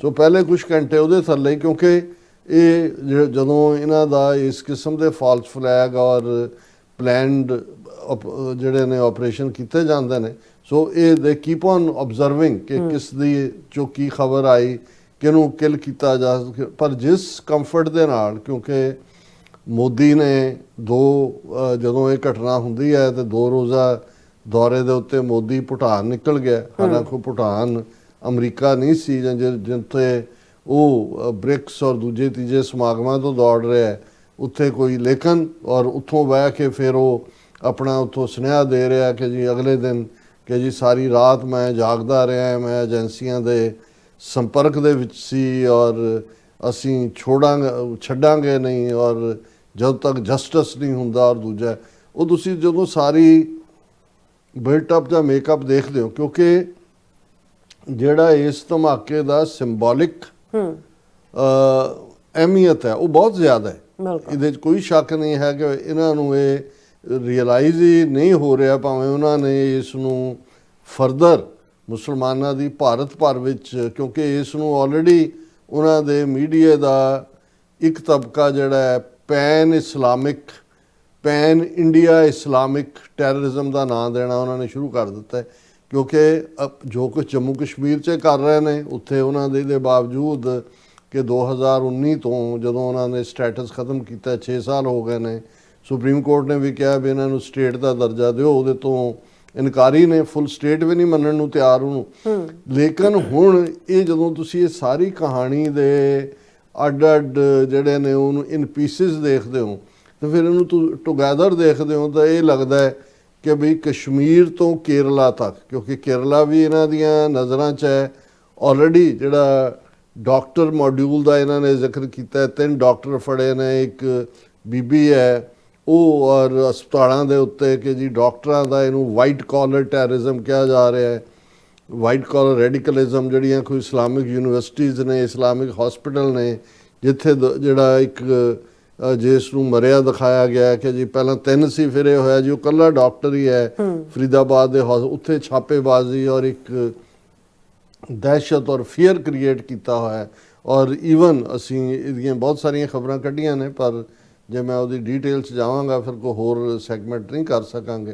ਲੇਕਿਨ ਮੈਂ ਜਸਟ ਜੇ ਹੈਡਲਾਈਨਸ ਹੀ ਦੁਹਰਾ ਦਿਆਂ ਤੇ ਇਹ ਹੁਣ ਉਹਨਾਂ ਨੇ ਪਹਿਲੀ ਸਟੇਜ ਤੇ CNG ਜਾਂ ਦੂਜਾ, ਪਰ centre describes explosion in Delhi as terrorist incident promises justice, ਔਰ ਉਹਨੂੰ ਹੀਨਸ ਟੈਰਰ ਇਨਸੀਡੈਂਟ ਉਹਨਾਂ ਨੇ ਕਿਹਾ, ਯਾਨੀ ਜ਼ਾਹਰ ਹੈ ਕਿ ਇਸ ਨੂੰ ਦਹਿਸ਼ਤਗਰਦ ਹਮਲੇ ਦੇ ਤੌਰ ਦੇ ਉੱਤੇ ਜਿਹੜਾ ਹੈ ਉਹ ਮੰਨ ਲਿਆ ਗਿਆ। ਔਰ ਕਿਉਂਕਿ ਇਸ ਘਟਨਾ ਤੋਂ ਪਹਿਲਾਂ 2 ਹਫ਼ਤੇ ਤੋਂ ਇੱਕ ਉਹਨਾਂ ਦਾ ਸੋ ਕਾਲਡ ਆਪਰੇਸ਼ਨ ਚੱਲ ਰਿਹਾ ਸੀ ਕਿ ਜੀ ਇੰਨੇ ਟਨ ਜਿਹੜਾ ਐਕਸਪਲੋਸਿਵ ਉੱਥੇ ਬਰਾਮਦ ਹੋਇਆ, ਇੰਨਾ ਇੱਥੇ ਹੋਇਆ, ਐਮੋਨੀਅਮ ਨਾਈਟ੍ਰੇਟ ਹੋਇਆ, ਫਲਾਣਾ ਹੋਇਆ ਫਰੀਦਾਬਾਦ। ਜੰਮੂ ਕਸ਼ਮੀਰ ਪੁਲਿਸ ਨੇ ਉਹਨੂੰ ਜਿਹੜਾ ਅਨਰੇਵਲ ਕੀਤਾ, ਉਹਨਾਂ ਨੇ ਹਰਿਆਣਾ ਪੁਲਿਸ ਨੂੰ ਦੱਸਿਆ ਔਰ ਉੱਥੇ ਹੋਇਆ ਇਹ ਕਾਰ ਜਿਹੜੀ ਫਲਾਣਾ ਡਾਕਟਰ ਚਲਾ ਰਿਹਾ ਸੀ ਇਹ ਇੰਨੇ ਮਿੰਟਾਂ ਤੇ ਉੱਥੋਂ ਹਰਿਆਣੇ 'ਚੋਂ ਨਿਕਲਿਆ, ਇੰਨੀ ਦੇਰ ਦਿੱਲੀ 'ਚ ਹੋਇਆ। ਹੁਣ ਸਵਾਲ ਇਹ ਪੈਦਾ ਹੁੰਦਾ ਹੈ ਕਿ ਵੀ ਚੱਪੇ ਤੇ ਪੁਲਿਸ ਤਾਇਨਾਤ ਹੈ ਹਰਿਆਣੇ ਤੋਂ। ਹੁਣ ਜੇ ਕਿਸਾਨਾਂ ਨੇ ਆਪਣੀਆਂ ਜੈਨੂਇਨ ਮੰਗਾਂ ਲਈ ਜਾਣਾ ਸੀ ਤੇ ਉਹਨਾਂ ਦਾ ਕੀ ਹਸ਼ਰ ਕੀਤਾ। ਜਦੋਂ ਆਲਰੇਡੀ ਇਹ ਕਿਹਾ ਜਾ ਰਿਹਾ ਕਿ ਨੇਸ਼ਨ ਔਨ ਅਲਰਟ ਹੈ, ਆਪਰੇਸ਼ਨ ਸੰਦੂਰ ਅਜੇ ਕੰਟੀਨਿਊਸ ਹੈ, ਸੋ ਜ਼ਾਹਰ ਹੈ ਕਿ ਇਸ ਲੈਵਲ ਦੇ ਉੱਤੇ, ਕਿਉਂਕਿ ਜਦੋਂ ਮੈਂ ਇਹ ਸਾਰੇ ਕਿ ਇੰਨਾ ਉੱਥੇ ਬਰਾਮਦ ਹੋਇਆ, ਉਹ ਪਹਿਲਾਂ ਹੀ ਜਿਹੜਾ ਉਹਨਾਂ ਦਾ ਵਾਈਟ ਕਾਲਰ ਮੋਡਿਊਲ ਸੀ ਉਹ ਪੁਲਿਸ ਨੇ ਫੜ ਲਿਆ ਤੇ ਇੱਕਦਮ ਧਿਆਨ ਜਿਹੜਾ ਉਹ ਸਭ ਤੋਂ ਪਹਿਲਾਂ ਪੁਲਵਾਮਾ ਵੱਲ ਜਾਂਦਾ ਹੈ। ਔਰ ਜੇ ਤੁਸੀਂ ਸਤਪਾਲ ਮਲਿਕ ਜਿਹੜਾ ਉਸ ਵੇਲੇ ਦੇ ਗਵਰਨਰ ਦੇ ਇੰਕਸ਼ਾਫ ਦੇਖੋ, ਔਰ ਉਸ ਸਾਰੇ ਪੁਲਵਾਮਾ ਕਾਂਡ 'ਚ ਵੀ ਕਿ ਇੰਨਾ ਵੱਡੀ ਗਿਣਤੀ ਦੇ ਵਿੱਚ RDX ਜਾਂ ਦੂਸਰਾ ਐਕਸਪਲੋਸਿਵ ਮਟੀਰੀਅਲ ਕਿੱਥੋਂ ਆਇਆ, ਕਿਵੇਂ ਉਹ ਟਰੱਕ ਪੁਲਵਾਮਾ ਤੱਕ ਪਹੁੰਚਿਆ। ਔਰ ਉਸ ਸਾਰੇ ਦੇ ਵਿੱਚ ਜਿਹੜੀ ਕੜੀ ਸੀ, ਦਵਿੰਦਰ ਸਿੰਘ ਨਾਂ ਦਾ ਇੱਕ DSP ਟਰਬਨ ਸਿੱਖ ਜੰਮੂ ਕਸ਼ਮੀਰ ਪੁਲਿਸ ਦਾ, ਉਸ ਨੂੰ ਜਿਹੜਾ ਉਹ ਕਿਤੇ ਹੋਰ ਫੜਿਆ ਗਿਆ, ਕਿਤੇ ਨਵੇਂ CBI ਵਾਲੇ ਲੱਗੇ ਸੀ, ਉਹਨਾਂ ਨੂੰ ਪਤਾ ਨਹੀਂ ਸੀ ਵੀ ਇਹ ਉਹਨਾਂ ਦਾ ਹੀ ਅਜੀਤ ਡੋਵਲ ਦੇ ਥੱਲੇ ਹੀ ਕਰ ਰਿਹਾ ਕੰਮ ਸਾਰਾ। ਉਹ ਮੁੜ ਕੇ ਗਾਇਬ ਹੀ ਹੋ ਗਿਆ, ਪਤਾ ਹੀ ਨਹੀਂ ਲੱਗਾ ਵੀ ਉਹਦਾ ਕੀ ਬਣਿਆ, ਕਿੱਥੇ ਹੋਇਆ। ਕਿਉਂਕਿ ਜਿਉਂ ਹੀ ਇਹ ਕਿਉਂਕਿ ਜਿਹੜੇ ਇਸ ਲੈਵਲ ਦੇ ਆਪਰੇਸ਼ਨ ਹੁੰਦੇ ਨੇ, ਇਹ ਜ਼ਰੂਰੀ ਨਹੀਂ ਹੁੰਦਾ ਵੀ ਜਿਹੜੇ ਲੋਕ, ਜੇ ਰਾਹ ਦਾ ਆਪਰੇਸ਼ਨ ਹੈ ਤੇ ਰਾਹ ਦੇ ਵਿੱਚ ਇਸੇ 5000 ਬੰਦਾ ਕੰਮ ਕਰਦਾ ਤਾਂ ਹਰ ਇੱਕ ਨੂੰ ਉਹਦੇ 'ਚ ਸਪੈਸ਼ਲ ਇੱਕ ਟੀਮ ਉਹ ਕੱਢ ਲੈਂਦੇ ਨੇ। ਸਿਰਫ ਉਹਨਾਂ ਨੂੰ ਹੀ ਪਤਾ ਹੁੰਦਾ, ਦੂਜੇ ਫੈਲੋ ਨਾਲ ਬੈਠੇ ਨੂੰ ਵੀ ਪਤਾ ਨਹੀਂ ਹੁੰਦਾ। ਜਿਵੇਂ ਦਰਬਾਰ ਸਾਹਿਬ ਤੇ ਹਮਲਾ ਜੂਨ 84 ਦਾ ਸਾਰਾ, ਇਹਦੇ ਲਈ ਰਾਹ ਵਾਲਿਆਂ ਨੇ ਇੱਕ ਅੱਡ ਟੀਮ ਬਣਾਈ ਜਿਹਨੂੰ ਥਰਡ ਏਜੰਸੀ ਕਿਹਾ ਜਾਂਦਾ ਸੀ। ਸੋ ਥਰਡ ਏਜੰਸੀ ਨੇ ਇਸ ਗੱਲ ਨੂੰ ਯਕੀਨੀ ਬਣਾਉਣਾ ਸੀ ਕਿ ਕਿਵੇਂ ਉਹਦਾ ਮਾਹੌਲ ਸਿਰਜਣਾ ਹੈ, ਕਿਵੇਂ ਕਿੱਥੇ ਅਸਲਾ ਪਹੁੰਚਾਉਣਾ ਹੈ, ਕਿਵੇਂ ਕਿਹੜਾ ਬਟਨ ਦੱਬਣਾ ਹੈ, ਕਿਹੜਾ ਕੀ ਹੈ। ਇਹੀ ਕਾਰਨ ਹੈ ਕਿ ਕਈ ਵਾਰ ਇੱਕੋ ਮੁੱਦੇ ਦੇ ਉੱਤੇ ਜਿਹੜਾ ਕਿਸੇ ਨੂੰ ਐਲੀਮੀਨੇਟ ਕਰਨਾ ਹੈ, ਇੱਕ ਧਿਰ ਐਲੀਮੀਨੇਟ ਕਰਨਾ ਚਾਹੁੰਦੀ ਹੈ ਕਿਸੇ ਨੂੰ, ਲੇਕਿਨ ਦੂਸਰੀ ਏਜੰਸੀ ਉਹਦੀ ਪ੍ਰੋਟੈਕਸ਼ਨ ਲਈ ਆਈ ਹੁੰਦੀ ਹੈ, ਆਮੋ ਸਾਹਮਣੇ ਹੁੰਦੇ ਨੇ, ਉਹਨੂੰ ਲੱਗਦਾ ਕਿ ਬਈ ਇਸ ਕਿਸਮ ਦਾ ਆਪਰੇਸ਼ਨ। ਸੋ ਮੈਨੂੰ ਇਹ ਲੱਗਦਾ ਹੈ ਕਿ ਵੀ ਜਿਸ ਅੰਦਾਜ਼ ਦੇ ਵਿੱਚ ਇਹਨਾਂ ਨੇ 2 ਹਫ਼ਤੇ ਤੋਂ ਇਹ ਕੀਤਾ ਹੋਇਆ ਸੀ ਕਿ ਜੀ ਅਸੀਂ ਉਹਨਾਂ ਨੂੰ ਆਬਜ਼ਰਵ ਕਰ ਰਹੇ ਹਾਂ, 2 ਡਾਕਟਰ ਨੇ, ਇੱਕ ਉਹ ਫਲਾਣਾ ਹੈ, ਇੱਕ ਉੱਥੇ ਹੈ, ਇੱਕ ਢਿਮਕਾ ਹੈ, ਔਰ ਇਹਦੇ ਬਾਵਜੂਦ ਜੇ ਇਸ ਲੈਵਲ ਦਾ ਆਲਰੇਡੀ ਫੜੋ ਫੜੀ ਔਰ ਇਹਨਾਂ ਜਿਹੜਾ ਟਨਾਂ ਦੇ ਹਿਸਾਬ ਦੇ ਨਾਲ ਐਕਸਪਲੋਸਿਵ ਫੜਿਆ ਗਿਆ ਸੀ, ਤੇ ਫਿਰ ਹਰਿਆਣੇ ਤੋਂ ਦਿੱਲੀ ਦੇ ਤੱਕ ਐਂਟਰ ਕਰਨਾ ਔਰ ਲਾਲ ਕਿਲੇ ਤੱਕ ਪਹੁੰਚ ਜਾਣਾ ਉਸ ਸਿਗਨਲ ਤਾਂ ਇਹ ਬਿਨਾਂ ਇਹਨੂੰ ਤੁਸੀਂ ਅਲਗਰਜ਼ੀ ਨਹੀਂ ਕਹਿ ਸਕਦੇ ਜਾਂ ਅਣਗਹਿਲੀ ਨਹੀਂ ਕਹਿ ਸਕਦੇ, ਇੱਕ ਪਲੈਨਡ ਤਰੀਕਾ ਹੁੰਦਾ। ਕਿਉਂਕਿ ਜਿਹੜੇ ਮਾਰੇ ਗਏ ਉਹਨਾਂ 'ਚ ਕੋਈ MP ਜਾਂ ਇਹਨਾਂ ਦੇ ਕੋਈ ਲੋਕ ਤਾਂ ਨਹੀਂ, ਕਾਮਨ ਵਿਚਾਰੇ ਸਧਾਰਨ ਬੰਦੇ ਜਿਹੜੇ ਟ੍ਰੈਫਿਕ ਤੇ ਖੜੇ ਨੇ। ਹੁਣ ਜਿਹੜਾ ਬੰਦਾ ਮਾਰੀ ਗਿਆ ਉਹਨੂੰ ਤੁਸੀਂ ਰੈਡੀਕਲਾਈਜ਼ ਹੋਇਆ ਕਹੋ, ਉਹਨੂੰ ਪਹਿਲਾਂ ਕਿਸੇ ਹੋਰ ਖਾਤੇ 'ਚ ਪਾਓ, ਉਹਨਾਂ ਦੇ ਰਿਸ਼ਤੇਦਾਰ ਚੁੱਕ ਲਓ, ਉਹਨਾਂ ਦੀ ਭੈਣ ਪਿਓ ਦੂਜੇ ਤੀਜੇ ਉਹਨਾਂ ਸਾਰਿਆਂ ਨੂੰ ਚੁੱਕਿਆ ਹੋਇਆ, ਔਰ ਇਸ ਦੇ ਉੱਤੇ ਜਿਹੜਾ ਪ੍ਰੋਪੇਗੈਂਡਾ ਚੱਲ ਰਿਹਾ ਹੈ। ਔਰ ਨਾਲ ਦੀ ਨਾਲ ਇਹ ਹੋਇਆ ਜੀ ਗੁਜਰਾਤ ਦੇ ਵਿੱਚ 4 ਬੰਦੇ ਚੁੱਕੇ ਨੇ ਜਿਨ੍ਹਾਂ ਨੇ ਬਹੁਤ ਵੱਡੇ ਪੈਮਾਨੇ ਤੇ ਕੁਝ ਕਰਨਾ ਸੀ। ਫਿਰ ਇਹਨੂੰ ਹੁਣ ਇਹ ਸਾਰਾ ਜਿਹੜਾ ਇਹਨੂੰ ਜੋੜਿਆ ਜਾ ਰਿਹਾ ਕਿ ਬੰਬੇ ਬੰਬ ਧਮਾਕਿਆਂ ਵਾਂਗ ਸਾਰੀ ਦਿੱਲੀ ਦੇ ਵਿੱਚ ਜਿਹੜਾ ਉਹ ਕੁਛ ਐਸਾ ਕੀਤਾ ਜਾਣਾ ਸੀ ਜਿਹਨੂੰ ਕਲਪਨਾ ਵੀ ਨਹੀਂ ਜਿਹਦੀ ਕੀਤੀ ਜਾ ਸਕਦੀ। ਫਿਰ ਇਹਨੂੰ ਇੱਕ ਸਟੈਪ ਅੱਗੇ ਵੀ ਕਿ ਜੀ ਇਹ ਡਿਲੇ ਹੋ ਗਿਆ ਪਲਾਟ ਕਰਨਾ, ਤਾਂ ਉਹਨਾਂ ਨੇ ਦੀਵਾਲੀ ਦੇ ਨੇੜੇ ਤੇੜੇ ਸੀ। ਫਿਰ ਹੋਇਆ ਕਿ ਜੀ ਉਹਨਾਂ ਨੇ ਆਪੋ ਆਪਣੇ ਟਿਕਾਣਿਆਂ ਤੇ ਇਹਨੂੰ ਸਾਰੇ ਐਕਸਪਲੋਸਿਵ ਨੂੰ ਪਹੁੰਚਾਉਣਾ ਸੀ, ਤੇ ਜਿਹੜਾ 26 ਜਨਵਰੀ ਆ ਰਿਹਾ ਉਸ ਦੇ ਲਈ ਰਿਪਬਲਿਕ ਡੇ ਦੇ ਮੌਕੇ ਕਰਨਾ। ਹੁਣ ਇਹ ਜਦੋਂ ਤੁਸੀਂ ਸਾਰੀਆਂ ਇਸ ਕਿਸਮ ਦੀਆਂ ਦੇਖਦੇ ਹੋ ਤਾਂ ਇਵੇਂ ਲੱਗਦਾ ਜਿਵੇਂ ਸ਼ੈਤਾਨ ਦਾ ਦਿਮਾਗ ਕਿਸ ਪਾਸੇ ਚੱਲਦਾ। ਸ਼ੈਤਾਨ ਤਾਂ ਸ਼ੈਤਾਨ ਹੀ ਹੁੰਦਾ। ਔਰ ਇਹ ਸਾਰੀ ਕਹਾਣੀ ਦੇ ਥੱਲੇ ਜਿੰਨੀ ਕਿ ਮੈਨੂੰ ਸਮਝ ਆਈ ਹੈ, ਕਿਉਂਕਿ ਅਜੇ ਹੋਰ ਕੀ ਆ, ਇੱਕ ਤਾਂ ਉਹਨਾਂ ਨੇ ਪਾਕਿਸਤਾਨ ਦੇ ਵਿੱਚ ਆਪਣੀ ਪ੍ਰੋਕਸੀ ਤਹਿਰੀਕੇ ਤਾਲਿਬਾਨ ਰਾਹੀਂ ਧਮਾਕਾ ਕਰਕੇ ਲੋਕਾਂ ਨੂੰ ਵੀ ਆਪਣਿਆਂ ਨੂੰ ਦੱਸਤਾ ਕਿ ਜੀ ਟਿਟ ਫॉर ਟੈਟ। ਔਰ ਇਸ ਵਾਰ ਇਮੀਡੀਏਟਲੀ ਗਵਰਨਮੈਂਟ ਸੋਰਸ ਚੋਂ ਕਿਸੇ ਨੇ ਨਹੀਂ ਕਿਹਾ ਵੀ ਇਹ ਪਾਕਿਸਤਾਨ ਦਾ ਕੰਮ ਹੈ। ਹੁਣ ਇਹਦੀ ਵੀ ਇੱਕ ਬੈਕਗਰਾਉਂਡ ਹੈ, ਕਿਉਂਕਿ ਜਦੋਂ ਪਹਿਲਗਾਮ ਘਟਨਾ ਹੋ ਕੇ ਹਟੀ ਔਰ ਇਹਨਾਂ ਨੇ ਸੰਦੂਰ ਦੇ ਨਾਂ ਥੱਲੇ ਕ੍ਰੈਡਿਟ ਲੈਣ ਦੀ ਕੋਸ਼ਿਸ਼ ਕੀਤੀ, ਮੋਦੀ ਨੇ ਵੀ ਔਰ ਰਾਜਨਾਥ ਸਿੰਘ ਨੇ ਵੀ ਇਹ ਐਲਾਨ ਕੀਤਾ ਕਿ ਜੇ ਹੁਣ ਇੱਕ ਵੀ ਕੋਈ ਐਕਟ ਦਹਿਸ਼ਤਗਰਦੀ ਦਾ ਹੋਇਆ ਤੇ ਉਸ ਨੂੰ ਅਸੀਂ ਜਿਹੜਾ ਉਹ declaration of war act of war ਸਮਝਾਂਗੇ ਔਰ ਅਸੀਂ ਹਮਲਾ ਕਰਾਂਗੇ। ਹੁਣ ਦੇਖਣ ਵਾਲੀ ਗੱਲ ਇਹ ਹੁੰਦਾ ਰੈਕਰਡ ਹੈ ਕਿ ਵੀ ਜੇ ਇਹਨੂੰ ਇਮੀਡੀਏਟਲੀ ਇਹ ਪਾਕਿਸਤਾਨ ਦੇ ਖਾਤੇ 'ਚ ਪਾਉਂਦੇ ਤੇ ਹੌਲੀ ਹੌਲੀ ਪਾਉਣਗੇ, ਲੇਕਿਨ ਉਹਨਾਂ ਨੂੰ ਇਹ ਪੈਨ ਇੰਡੀਆ ਇਸਲਾਮਿਕ ਟੈਰਰਿਜ਼ਮ ਤੇ ਵਾਈਟ ਕਾਲਰ ਟੈਰਰਿਜ਼ਮ ਦੇ ਨਾਲ ਜੋੜ ਕੇ ਫਿਰ ਪਾਕਿਸਤਾਨ ਤੇ ਹਮਲਾ ਕਰਨਾ ਇਹਨਾਂ ਦੀ ਕੰਪਲਸ਼ਨ ਬਣਦੀ, ਕਿਉਂਕਿ ਐਕਟ ਆਫ ਵਾਰ ਹੈ, ਆਲਰੇਡੀ ਕਿਹਾ ਹੋਇਆ ਵੀ ਜੇ ਕੋਈ ਵੀ ਐਕਟ ਆਫ ਵਾਰ ਹੈ। ਔਰ ਇਸ ਸਾਰੇ ਨੂੰ ਜਦੋਂ ਤੁਸੀਂ ਉਸ ਕੰਟੈਕਸਟ ਦੇ ਵਿੱਚ ਦੇਖਦੇ ਹੋ ਤੇ ਇਹ ਸਮਝ ਆਉਂਦੀ ਹੈ ਵੀ ਇਹ ਜਿਵੇਂ ਹਰ ਫਰੰਟ ਤੇ ਫੇਲ ਨੇ। ਫੋਰਨ ਪਾਲਿਸੀ, ਇਕਨੋਮੀ ਦਾ ਮਾੜਾ ਹਾਲ, ਅਮਰੀਕਾ ਦੇ ਨਾਲ ਵੀ ਰਿਲੇਸ਼ਨਸ਼ਿਪ ਜਿਹੜੀ ਹੈ ਵਰਸਟ ਪਾਰਟ 'ਚ ਹੈ, ਚਾਈਨਾ ਔਰ ਰਸ਼ੀਆ ਦੇ ਵੀ ਪੈਰ ਫੜੇ ਹੋਏ ਨੇ।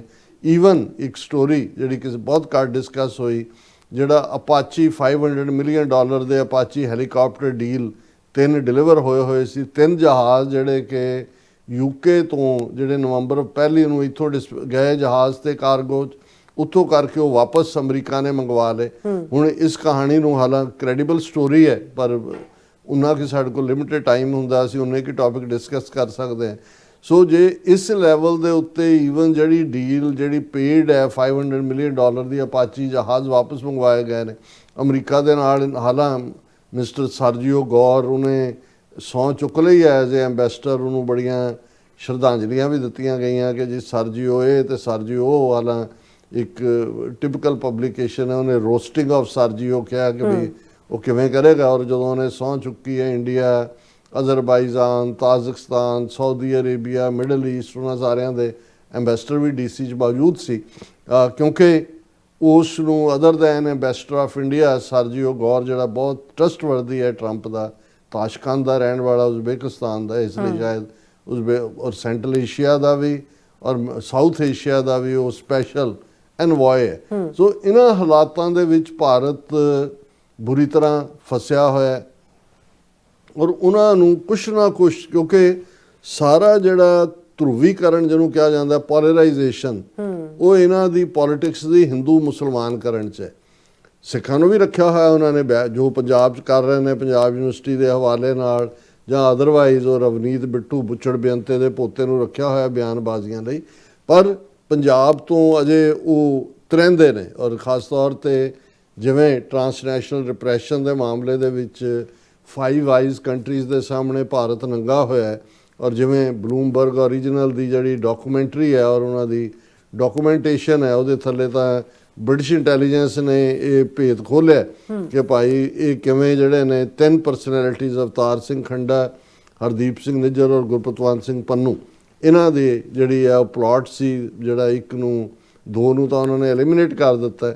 ਇਸ ਮਾਮਲੇ 'ਚ ਜਿਹੜਾ ਉਹ ਬ੍ਰਿਟਿਸ਼ ਇੰਟੈਲੀਜੈਂਸ ਨੇ ਕੈਨੇਡਾ ਨੂੰ ਵੀ, ਔਰ ਜ਼ਾਹਰ ਹੈ ਅਮਰੀਕਾ ਨੇ ਆਪਣੇ ਤੌਰ ਦੇ ਉੱਤੇ ਵੀ ਇਸ ਨੂੰ ਰੋਕਿਆ। ਸੋ ਇਹਨਾਂ ਹਾਲਾਤਾਂ ਦੇ ਵਿੱਚ ਆਪਣੇ ਲੋਕਾਂ ਕੋਲ ਡਿਲੀਵਰ ਕਰਨ ਲਈ ਕੁਛ ਨਹੀਂ ਹੈ। ਸਿੱਧਾ ਪਾਕਿਸਤਾਨ ਨਾਲ ਅਜੇ ਸ਼ਾਇਦ ਉਹਨਾਂ ਨੂੰ ਇਹ ਲੱਗਦਾ ਹੈ ਕਿ ਵੀ ਇੱਕ ਤੁਸੀਂ ਲੋਕਾਂ 'ਚ ਆਪਣਾ ਵੱਡਾਪਨ ਦਿਖਾਉਣ ਲਈ ਬਿਆਨਬਾਜ਼ੀ ਕਰਦੇ ਹੋ, ਇੱਕ ਤੁਹਾਨੂੰ ਆਪਣੀ ਔਕਾਤ ਦਾ ਅਹਿਸਾਸ ਹੁੰਦਾ ਹੈ ਵੀ ਤੁਸੀਂ ਕੀ ਹੋ, ਔਰ ਇਸ ਲਈ ਪਾਕਿਸਤਾਨ ਦੇ ਖਾਤੇ 'ਚ ਇਹਨੂੰ ਨਹੀਂ ਪਾਇਆ ਗਿਆ, ਕਿਉਂਕਿ ਫਿਰ ਜੰਗ ਕਰਨਾ ਇਹਨਾਂ ਦੀ ਮਜਬੂਰੀ ਸੀ ਤਾਂ ਛਿੱਤਰ ਫਿਰ ਪੈਣੇ ਸੀ। ਸੋ ਇਸ ਨੂੰ ਇਹਨਾਂ ਨੇ ਫਰਦਰ ਫਰਲੋਂਗ ਪੋਲਰਾਈਜੇਸ਼ਨ ਦੇ ਲਈ ਔਰ ਮੁਸਲਮਾਨਾਂ ਦੇ ਸਿਰ ਤੇ ਤਲਵਾਰ ਲਟਕਾ ਦਿੱਤੀ। ਅੱਗੇ ਤਾਂ ਕਸ਼ਮੀਰ ਵਿਚਲੇ ਜਿਹੜੇ ਮਿਡਲ ਕਲਾਸ ਜਾਂ ਪੂਅਰ ਨੌਜਵਾਨ ਜਿਹੜੇ ਸੀ ਕਿ ਜੀ ਉਹ ਬਾਰਡਰ ਟੱਪ ਗਏ, ਪਾਕਿਸਤਾਨ ਨੇ ਟ੍ਰੇਨ, ਹੁਣ ਇਹਨੂੰ ਕਹਿ ਰਹੇ ਨੇ ਰੈਡੀਕਲਾਈਜੇਸ਼ਨ ਆਫ ਵਾਈਟ ਕਾਲਰਡ ਪੀਪਲ ਔਰ ਡਾਕਟਰਸ ਦਾ ਨੈਟਵਰਕ। ਔਰ ਜੇ ਮੈਂ ਇਹ ਕਹਾਂ ਕਿ ਭਾਈ ਧਮਾਕਾ ਦਿੱਲੀ 'ਚ ਹੁੰਦਾ ਹੈ ਔਰ ਦੂਜਾ ਤੇ ਕਸ਼ਮੀਰ ਦੇ ਵਿੱਚ 600 ਬੰਦਾ ਚੁੱਕ ਲੈਣਾ, ਔਰ ਇਹ ਨਿਊਜ਼ ਆ over 600 detained across Kashmir, Jamaat-e-Islami premises search. The crackdown on suspects in Kashmir was stepped up after the Red Fort blast which left 13 civilians dead. ਔਰ ਇਹ ਜਿਹੜਾ 600 ਬੰਦਾ ਜਿਹੜਾ ਹੈ ਉਹ ਕਸ਼ਮੀਰ ਦੇ ਵਿੱਚ ਹੀ ਇਕੱਲਾ ਚੁੱਕਿਆ ਹੋਇਆ। ਫਿਰ ਅਸੀਂ ਦੇਖਦੇ ਹਾਂ after AK-47 recovery, Kashmir hospitals order audit of doctors in ਲੌਕੇਟਸ।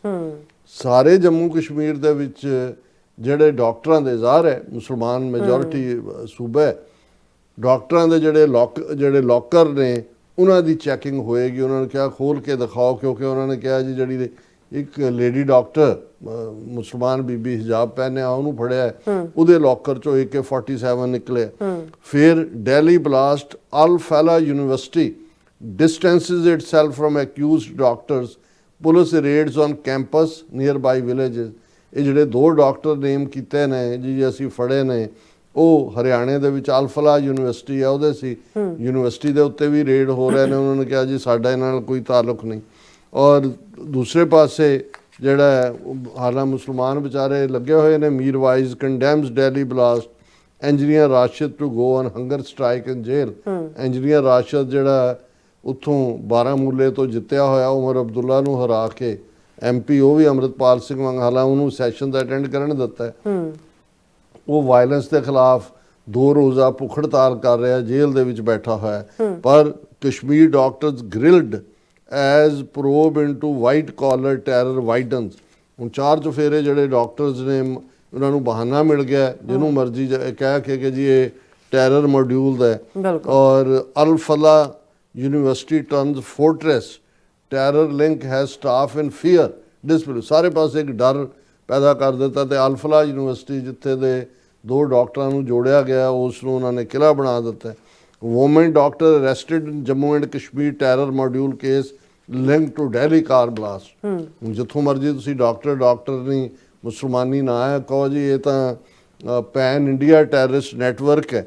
ਹਾਲਾਂ ਜਿਹੜੀ ਮਹੂਆ ਮੋਤਰੇ ਹੈ TMC ਤ੍ਰਿਣਮੂਲ ਕਾਂਗਰਸ ਦੀ, ਉਹਨੇ ਬਿਲਕੁਲ ਠੀਕ ਟਵੀਟ ਕੀਤਾ। ਉਹਨੇ ਕਿਹਾ ਵੀ ਇੰਡੀਆ ਜਿਹੜਾ ਇਹ ਰਿਜ਼ਾਈਨ ਕਰੇ। ਹੋਮ ਮਿਨਿਸਟਰ ਅਮਿਤ ਸ਼ਾਹ ਇਹ ਫੁੱਲ ਟਾਈਮ ਹੋਮ ਮਿਨਿਸਟਰ ਨਹੀਂ ਹੈ, ਇਹ ਹੇਟ ਕੈਂਪੇਨ ਮਿਨਿਸਟਰ ਹੈ ਵੀ ਇਹ ਨਫ਼ਰਤ ਫੈਲਾਉਣ ਦਾ ਕੰਮ ਹੈ। ਕਿਉਂਕਿ ਉਹ ਇਸ ਗੱਲ ਨੂੰ ਉਹਨੇ ਕਿਹਾ ਵੀ India needs a capable home minister not a full time hate campaign minister. ਔਰ ਉਹਨੇ ਕਿਹਾ ਵੀ ਉਹਦਾ ਫਰਜ਼ ਹੈ ਕਿ protect our borders as well our cities. Why is he failing so spectacularly on all counts.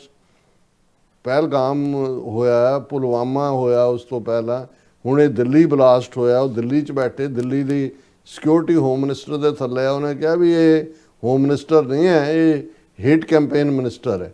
ਔਰ ਜਦੋਂ ਪਲਾਨ ਹੀ ਖੁਦ ਕੀਤਾ ਹੋਏ ਉਹਨੂੰ ਐਵੇਂ ਨਹੀਂ ਚਾਣਕਿਆ ਕਹਿੰਦੇ। ਔਰ ਇਹਦੇ ਬਾਵਜੂਦ ਕਿਉਂਕਿ 2002 ਦੇ ਵਿੱਚ ਜਦੋਂ ਹਜ਼ਾਰਾਂ ਮੁਸਲਮਾਨਾਂ ਦੀ ਨਸਲਕੁਸ਼ੀ ਨੇ ਮੋਦੀ ਨੇ as a chief minister Gujarat ਕੀਤੀ, ਅਮਿਤ ਸ਼ਾਹ ਇਹਦਾ ਹੋਮ ਮਿਨਿਸਟਰ ਸੀ। ਔਰ ਹੁਣ ਵੀ ਜੋ ਚੱਲ ਰਿਹਾ ਹੈ ਇਹ ਇਹਨਾਂ ਦੇ ਹੀ ਜਿਹੜਾ ਹੈ ਉਹ ਸਾਂਝੀ ਪਲਾਨ ਹੈ, ਨਾਗਪੁਰ 'ਚ ਪਲਾਨ ਬਣਦੀ ਹੈ। ਸੋ ਮੈਨੂੰ ਇਹ ਲੱਗਦਾ ਹੈ ਕਿ ਭਾਈ ਇਹ ਸਾਰਾ ਪਾਰਟ ਇਸ ਵਾਰ ਪਾਕਿਸਤਾਨ ਦੇ ਖਾਤੇ 'ਚ ਇਹਨਾਂ ਨੇ ਨਹੀਂ ਪਾਇਆ, ਸ਼ਾਇਦ ਹੌਲੀ ਹੌਲੀ ਪਾਉਣ। ਪਰ ਇਸ ਹਵਾਲੇ ਦੇ ਨਾਲ ਕਸ਼ਮੀਰ ਤੋਂ ਕੇਰਲਾ ਤੱਕ 20 ਕਰੋੜ ਮੁਸਲਮਾਨ ਜਿਨ੍ਹਾਂ ਦੀ ਇੱਕ ਵੱਡੀ ਗਿਣਤੀ ਨੂੰ ਪਹਿਲਾਂ ਹੀ ਜਿਹੜੀ ਵੋਟਰ ਵੈਰੀਫਿਕੇਸ਼ਨ ਦੇ ਨਾਂ ਥੱਲੇ ਡੀ-ਫਰੈਂਚਾਈਜ਼ ਕੀਤਾ ਜਾ ਰਿਹਾ। ਆਲਰੇਡੀ ਬਿਹਾਰ ਦੀਆਂ ਚੋਣਾਂ 'ਚ ਬਹੁਤ ਸਾਰੇ ਨਾਂ ਹੀ ਉਹਨਾਂ ਦੇ ਗਾਇਬ ਕਰ ਦਿੱਤੇ ਗਏ। ਹੁਣ ਐਸਾ ਡਰ ਪੈਦਾ ਕਰ ਦਿੱਤਾ ਜਾਏਗਾ ਐਲੀਟ ਕਲਾਸ ਅੱਗੇ ਤਾਂ ਸੀ ਕਿ ਭਾਈ ਤੁਸੀਂ ਉਹਨਾਂ ਦੀਆਂ ਫੈਕਟਰੀਆਂ ਸਾੜ ਦਿੰਦੇ ਹੋ ਰਾਇਟਸ ਦੇ ਹਵਾਲੇ ਨਾਲ ਦੂਜੇ, ਪਰ ਜਿਹੜੇ ਪੜ੍ਹੇ ਲਿਖੇ ਨੇ ਖਾਸ ਤੌਰ 'ਤੇ ਡਾਕਟਰਸ ਔਰ ਦੂਸਰੇ, ਹੁਣ ਉਹਨਾਂ ਦੀ ਵੀ ਸ਼ਾਮਤ ਆਈ। ਔਰ ਇਹ ਕਸ਼ਮੀਰ ਤੋਂ ਕੇਰਲਾ ਤੱਕ ਇਹ ਮੁਸਲਮਾਨਾਂ ਦੇ ਉੱਤੇ ਜ਼ੁਲਮਾਂ ਦੀ ਚੱਕੀ ਚੱਲੇਗੀ। ਹਾਲਾਂ ਸਾਡੇ ਇੱਕ ਮਿੱਤਰ ਵਕੀਲ ਨੇ, ਉਹਨਾਂ ਨੇ ਇਹਨੂੰ ਡਿਫਰੈਂਟ ਐਂਗਲ ਤੋਂ ਦੇਖਿਆ। ਉਹਨਾਂ ਨੇ ਮੈਨੂੰ ਕਿਹਾ ਕਿ ਜੀ ਕਸ਼ਮੀਰੀਆਂ ਨੇ ਤਾਂ ਲਾਲ ਕਿਲੇ ਤੇ ਧਾਵਾ ਬੋਲ ਦਿੱਤਾ ਹੈ ਤੇ ਆਪਣੇ ਪੰਜਾਬੀ ਅਜੇ ਇਸ ਕੰਮ ਤੇ ਲੱਗੇ ਹੋਏ ਨੇ ਕਿ ਧਰਮਿੰਦਰ ਭਾਜੀ ਜਿਉਂਦੇ ਨੇ ਕਿ ਮਰ ਗਏ ਨੇ। ਕਹਿੰਦੇ ਜੀ ਸਾਡੀ ਡਿਬੇਟ ਇਹ ਹੈ ਹੁਣ, ਕਿਉਂਕਿ ਉਹਨਾਂ ਨੂੰ ਇਹ ਲੱਗਦਾ ਕਿ ਵੀ ਇਹ ਉਹਨਾਂ ਦਾ ਜਿਹੜੀ ਹੈ ਉਹ ਸਕਸੈਸ। ਪਰ ਮੈਨੂੰ ਇਹ ਲੱਗਦਾ ਕਿ ਵੀ ਇਹ ਪੈਨ ਇੰਡੀਆ ਉਹਨਾਂ ਦੀ ਜਿਹੜੀ ਹੈ ਇਸਲਾਮਿਕ ਮੁਸਲਮਾਨਾਂ ਦੀ ਪਰਸੀਕਿਊਸ਼ਨ ਦੇ ਲਈ ਉਹਨਾਂ ਨੇ ਇੰਨਾ ਵੱਡਾ ਜਿਹੜਾ ਹੈ ਉਹ ਖੜਾ ਕਰ ਦਿੱਤਾ ਹੈ ਇੱਕ ਤੂਫਾਨ। ਜੀ ਡਾਕਟਰ ਸਾਹਿਬ ਤੁਹਾਡਾ ਬਹੁਤ ਬਹੁਤ ਸ਼ੁਕਰੀਆ। ਸੋ ਥਲੇ ਨੇ ਬ੍ਰੇਕ ਤੋਂ ਜਾਣ ਤੋਂ ਪਹਿਲਾਂ ਅਸੀਂ ਦਰਸ਼ਕਾਂ ਤੇ ਸਰੋਤਿਆਂ ਨੂੰ ਅਪੀਲ ਤੇ ਬੇਨਤੀ ਕਰਦੀ ਹੈ ਵਿਊਅਰਸ, ਜਿਸ ਤਰ੍ਹਾਂ ਕਿ ਤੁਸੀਂ ਜਾਣਦੇ ਹੋ ਕਿ ਟੀਵੀ 84 ਇੱਕ ਪੰਥਕ ਚੈਨਲ ਹੈ। ਟੀਵੀ 84 ਦੀ ਚੜ੍ਹਦੀ ਕਲਾ ਲਈ ਵੱਧ ਤੋਂ ਵੱਧ ਡੋਨੇਟ ਕਰੋ। ਡੋਨੇਟ ਕਰਨ ਲਈ ਸਾਡੀ ਵੈਬਸਾਈਟ tv84.tv ਤੇ ਜਾ ਕੇ ਪੇਪਲ ਦੀ ਵਰਤੋਂ ਕਰਕੇ ਵਨ ਟਾਈਮ ਡੋਨੇਟ ਕਰ ਸਕਦੇ ਹੋ, ਮੰਥਲੀ ਡੋਨੇਟ ਵੀ ਕਰ ਸਕਦੇ ਹੋ। ਤੁਸੀਂ ਟੀਵੀ 84 ਦੇ ਨਾਮ ਤੇ ਚੈੱਕ ਬਣਾ ਕੇ ਸਾਨੂੰ ਮੇਲ ਵੀ ਕਰ ਸਕਦੇ ਹੋ ਸਾਡੇ ਇਸ ਪਤੇ ਤੇ 36-01 37 ਐਵਨਿਊ ਲੌਂਗਲੈਂਡ ਸਿਟੀ ਨਿਊਯਾਰਕ 11101 USA, ਜਾਂ ਫਿਰ ਤੁਸੀਂ ਸਾਨੂੰ ਫੋਨ ਰਾਹੀਂ ਵੀ ਸੰਪਰਕ ਕਰ ਸਕਦੇ ਹੋ 5166619184। ਤੁਸੀਂ ਸਾਨੂੰ ਈਮੇਲ ਵੀ ਕਰ ਸਕਦੇ ਹੋ info@tv84.tv ਤੇ। ਅਸੀਂ ਤੁਹਾਡੇ ਤਹਿ ਦਿਲ ਤੋਂ ਸ਼ੁਕਰਗੁਜ਼ਾਰ ਹੋਵਾਂਗੇ। ਸੋ ਥਲੇ ਨੇ ਬ੍ਰੇਕ ਵਿਊਅਰਸ, ਤੁਸੀਂ ਸਾਨੂੰ ਇਸੇ ਤਰ੍ਹਾਂ ਹੀ ਬਣੇ ਰਹਿਣਾ। ਮਿਲਦੇ ਹਾਂ ਆਫਟਰ ਦਿਸ ਸ਼ਾਰਟ ਬ੍ਰੇਕ।